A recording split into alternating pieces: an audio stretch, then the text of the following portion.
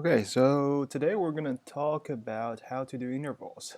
So many of you guys are now signed up on Trainerroad. If you're not, this also is applicable to your training. But I'd like to just point out, usually how to approach an interval and how that approach will, at the end of the day, give you a good training effect. So I'm just loaded up on this interval that I did, well, workout that I did this morning. As you can see, the red lines are the heart rates, and the yellow lines are the actual power, and the green, well, not green, blue are the targets. So basically, this was a little bit over threshold workout. And as you can see, there was the warm up. Um, so a lot of you guys, when you were doing the interval training or doing the ramp tests, you are doing it with relatively low cadence, and that might be applicable in very steep hills outside. But in general, you want to train both your legs and train your heart and lung, because cycling is a very aerobic exercise type of workout. So you want to basically go at 80 to 100 RPM for those intervals or efforts that you're doing full gas. So as we can see here, basically first step of warm up cadence was 80 to 90, and then when you step up the power, and then it goes up to 90, and then when we step over the threshold a little bit, then I went into 100. So basically, the approach here is that when I'm the rule of thumb, I guess, is when I'm going over threshold, generally I take a higher cadence approach. And generally between 80 and 100 would be where my cadence fall. Sometimes people even go higher. So if we look at this workout, right, this interval, and we zoom in a little bit. Um, so these are 8-minute intervals, and if you can see, pretty much my power was hovering around the target. It was a little bit higher than the target actually. If we look at, so the target was 349. Uh, just get rid of that. 355, and I was doing 359, so pretty much on point. And so if you watch, there are two things to be noticed here. One is your heart rate response. So even when I'm, this is what, about half a minute in, my heart rate is still at relatively low at 159. And if you look at where I got to, I basically got to almost 180. And my max heart rate is usually around 190. And on efforts like this, I mean, granted, I think there's something wrong with me these days. My heart is a little bit fatigued than usual. Um, so, uh, it gets a little higher in the later intervals. But if you look at this, your heart rate isn't even at the desired or the end, the 177, 176 number. It gradually raises up. So it's really hard to gauge how how your effort is if you just track it with heart rate. On the other hand, if you are using power, right, and the power is tracking nicely. If we start an interval here, I was doing 370, and you can see pretty much the power is pretty on point. And the other thing that I would like to point out is sometimes I see some of your power files, they're like jigsaws, so there's big up and downs, and you want to kind of ride it smoothly and control your power fluctuations. I mean, if we just look at the numbers here, it does fluctuate a little bit, but it's not fluctuate to here and here, because what you don't want to do is to basically tax your muscles and then you try to relax, but then you're trying to catch on again. Uh, our our body works in a way that it works in a certain zone, and this would be the threshold zone. And once you're in that zone, your body is not going to adapt that specifically, but it wants you to stay in this zone, because if you're riding here a little bit and then you're riding here a little bit, the adaptation will be kind of different. Right. So then we look. So basically, I had 5 intervals, right? And these are pretty hard intervals, 5 times 8 minutes. And in general, the approach would be you don't even think about the first interval as a proper workout. You just think of it as a warm up, a continuation of your warm up. So that's one down. And when we approach a single intervals, it can be long interval, it can be short interval. But if we look at this, then basically we break this down. We break it down to the first 2 minutes, and then we go. So basically, I break it down into 4 quarters. So you look at the first 2 minutes, and then you look at the middle 2 minutes, and then you get a look at your third 2 minutes, and then the last 2 minutes. So basically, it's really, really easy to do the first 2 minutes. You want the effort to come to you instead of you go to the effort. So this should feel pretty easy. And then when you go to the middle half of the interval, you really have to play some mind tricks. One of the things that I do is I actually put on, so I use music to give myself a little bit of motivation, right? But I don't really play the music in the first 2 minutes, or play the first 4 minutes, or the first half, because I would be paying more attention to my breathing, paying more attention to my pedaling strokes, and by the middle point, I would be, okay, I need a little bit more motivation, and then I hit the music. And then I was able to carry through. You have to realize, so basically your perceived exertion will pretty much track with the heart rate, right? It'll start pretty easy, and then it gets hard and hard and hard and hard and hard. So the thing to watch out for here is in the third quarter, it's usually when people fall off, especially in longer intervals. So here, you just got to stay strong and stay within yourself. And if you have music as motivations, definitely put it on. And as you can see, my cadence here was also almost to 100. It's basically 95.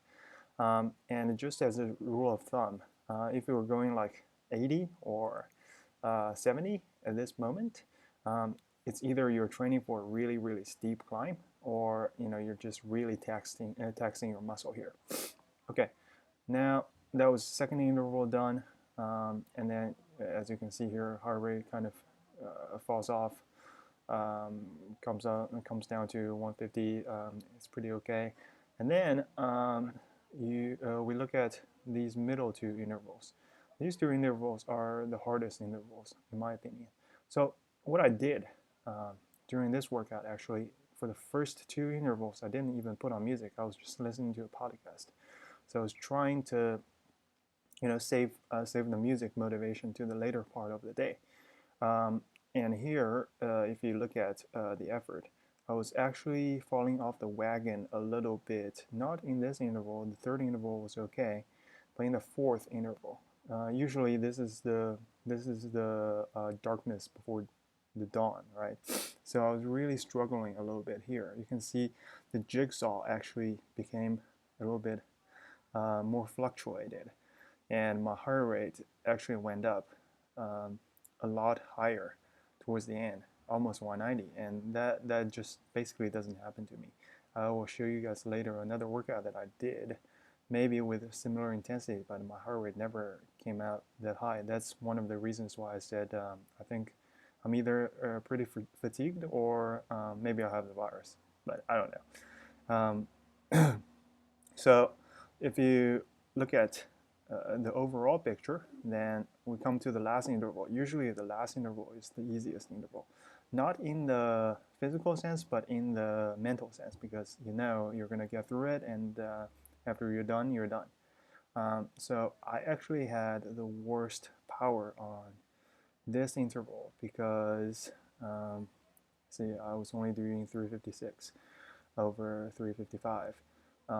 Because I had a lot of fluctuation, and if you look at here, I was down to like 340, 350, and previously I was doing like 360, And so a lot of fluctuation actually comes from, you can see my cadence was also falling off a little bit here. So I wasn't at 96, and then I kind of summoned my will, and we're back. So if you look at this, the biggest, the first telling sign of you're running out of steam is when your cadence falls off. So you go from spinning to grinding. And that takes a lot of practice, and usually, even when you're doing low intensity, I encourage you to spin. But especially when you're doing high intensity, spinning is so important, because if you're not spinning, then your cadence falls off, and then your lower back kind of twists into all sorts of different shapes, and that will just compromise your training. And here again, the goal is to stay in zone for as much time, or as much as you can for the prescribed workout. Obviously, then there's a tagged along kind of steady state, easy riding. It's not really that easy, considering you went straight from interval down to here. And if you can see here, my cadence actually went straight down, and that was not good, because what you want to do is to keep spinning. But here I was pretty much out of steam, as you can tell, and then I just kind of picked it back up again. And I was doing generally between 80 and 90 cadence, and there was some high cadence parts. But as you can see, you can still recover without even stopping here, or doing very light workout, very light efforts, because your body is adapting into a easier gear, and then obviously just right out of the workout. So basically, the big idea here is that the big takeaway, two things. First, you want to look at the intervals as a big workout, and you want to treat this part basically as a big warm-up. Sometimes I'm not even warmed up after 2 intervals. That could be the case for you as well, especially if you're doing a steady state workout, like a sweet spot. Say if you're doing a 3 by 20 minutes. Excuse my internet; it's a little bit slow today. But if you're doing, say 3 by 20 minutes, maybe the first 20 minutes is not even a very warmed up effort. So you might be running into some kind of issues. Well, not even issues. You just feel like death. But I would generally say, caution against using the feelings to judge how your training is going, because what we're doing is we're trying to push that effort bubble. If you remember that bubble, we're trying to push the bubble out a little bit. So if you feel like a god on the bike every once in a while, that should usually be how you're supposed to feel. If you feel like a god every day, kudos to you, but I don't think it's realistic. Okay, so here I actually did tomorrow's workout on today's schedule. So that's the other thing. So basically, I know that there's something I'm going to ride outside tomorrow, and I know I have to get this interval done. So basically, I moved tomorrow's interval to today, but tomorrow is going to be an easier ride. Obviously, I need to get rid of this workout. So that's what I did. So I made some adjustments, and you can do these adjustments as well on the fly. So if we take a look at, say, a workout like this, Galena. Yeah, maybe we'll take a look at a workout like this. So Galena is a 4 by 20 minute sweet spot workout. And so what sweet spot is basically it hovers right below your FTP, and that basically you can think below FTP, your recovery wouldn't be that hard. So you can hit it day by day. Obviously not every day, but you can hit it pretty hard in a long stretch of days. Say you can do maybe 3 days of it. So basically, if we look at Galena here, I wasn't even warmed up until about this point, when my heart rate actually came up to like 160, 170. This is where the the art of interval training comes in, right? You just gotta be able to recognize and know what your body does in certain loads. So this is 90% of your FTP, and so basically the heart rate should rise up to a point and then it just slowly drifts up. So here it came up to like 166, 165, and then it just stays around that area. And here is the same. So basically I know sometimes even after I do 2 intervals, go to the 3rd interval, and then the heart rate will be a little bit lower. Obviously not the case here. Generally just tracks up to 170, and here is a little bit higher. But you always want to, if you have a heart rate monitor, obviously, the gold standard here is always to use your power. Because if you have the power, you know the amount of effort you're putting in and the amount of the time that you're putting your body in the correct zone, and that's what we are after here with structured training. And let's see. So the workouts that I did, you can see the power file is pretty smooth. Obviously, it'll be a little bit different when you are outside. Riding outside, because when you're riding outside, there's a lot of changes in the terrain, and you might run into traffic. So here's a workout that I was doing before I crashed in February, and so we can look at the power file. Just let it load. Maybe we'll look at something else as well. So the thing is, you don't get better at power training or structured training by suddenly turn something on. You actually get better by doing a lot of training, right? So let's try to find a workout that I did maybe 2 years ago. Okay, let's see. This is still loading.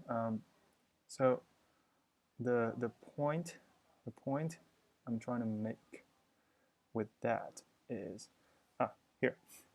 So the goal here was to do 4 by 20 minutes of sweet spot, but as you can tell, the power file is a lot more jigsawed because there's changes in the terrain. So basically, what I did was that I basically went out and set a timer. You can actually use Trainerroad's outside workout to do these workouts, right? So you don't really need a timer. It'll have a timer for you. So what I did was that I basically just rode the desired intensity. Okay, a little bit too high here, right? I was doing like 350 maybe, and then there's a surge here. Not necessary at all. But the terrain changed because of the gradient, so that's nothing to argue here. And if you look at the heart rate, it's only 156, 158. It's a little bit lower outside. Obviously, cooling was better, and in general, I find the heart rate is a little bit lower outside than inside. Here it's not even over 160. And I actually, so here we did this was 20 minutes, and then pull the plug because that was the end of the interval, and then this one only lasted for 15 because I ran out of the climb, as you can see here. So it's only 15 minutes. So I made up by doing, I think this is also 20 minutes. Yeah, this was also 20 minutes. I was planning on making up 25 minutes because the goal was to do 80 minutes somewhere on another climb. But then I ran into a car, so that didn't happen. But as you can see here, I was doing outside workouts, and so this was 20 minutes, and this was, the rest. And then this was 15. I did do them a little bit too hard. Maybe that's why I crashed. I was still cooked. This was 3:30. I was supposed to do it at 3:15, so that was a little bit too much. So that's another thing that I caution, is that you don't want to do your intervals at an intensity that is higher than your prescription. You can, obviously, on a good day, but you just have to suffer the consequences later. But look at the cadence here. The cadence was not as high as it is indoors.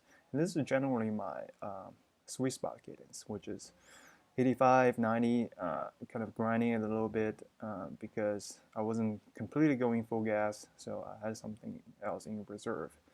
Although it doesn't feel like it. It feels like you're dying when you're doing sweet spot, but always know you have another gear. Maybe let's look at this week. Or in 2017. That was when I started training with power meter. So if we look at a workout file back then, excuse the speed. I don't think it's the internet. It might be the screen recording is taking up a lot of space. So basically, the point I was going to make is that you don't get better by suddenly flip a switch and then you get better at being smooth with riding. It just comes with experience, and the more you ride, obviously, the better you get. Okay, so let's find an example here. Yeah.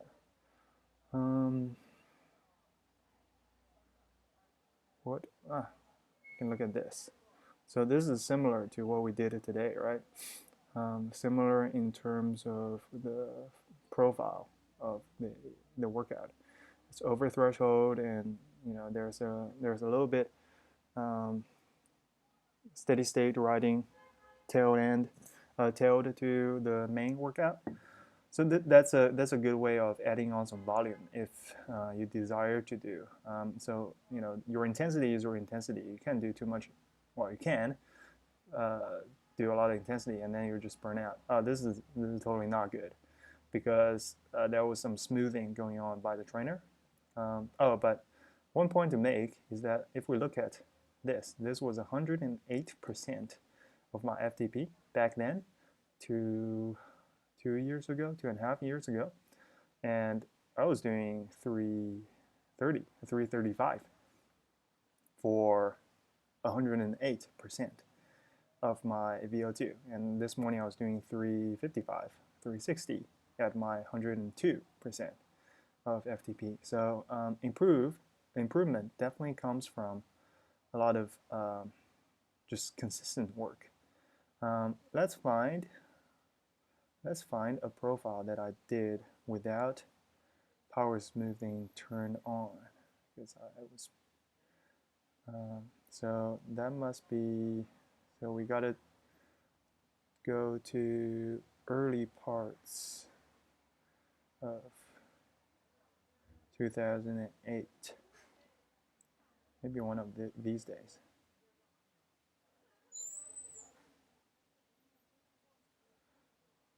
Yeah, as you can see, a lot of times I just do multiple workouts in a day, and it's not really I did multiple workouts in a day, but I pretty much just added volume to them. So this way, I could technically become a little bit fitter by doing a little bit more. Let's see.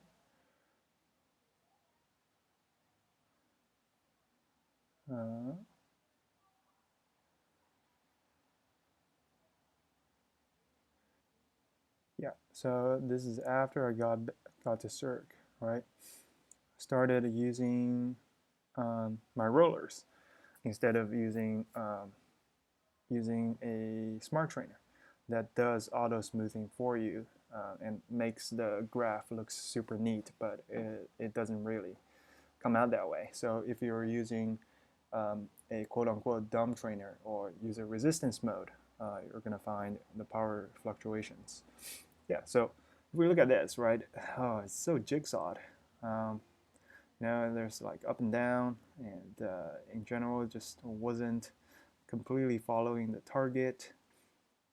And yeah, what is this?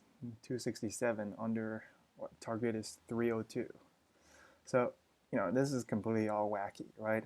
I mean, I probably did a terrible job because I stopped in the middle, so it was probably a bad day.